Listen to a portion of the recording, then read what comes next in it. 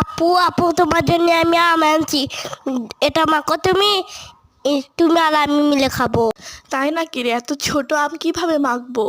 এত ছোট আমি মাখো। আচ্ছা, তুই যেহেতু বলছিস তাহলে মাখি।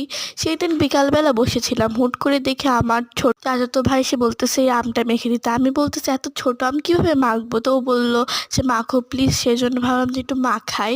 তো এই যে দেখো এত ছোট আম, এটাকে আমি ধুয়ে নিলাম।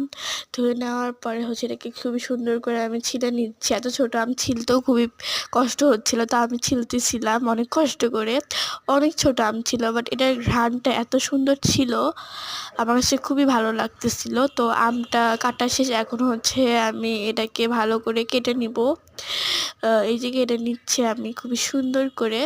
এদিকে আবহাওয়াটা কি সুন্দর ছিল, তখন বিকাল দিকে ছিল, তখন অনেক সুন্দর আবহাওয়া ছিল।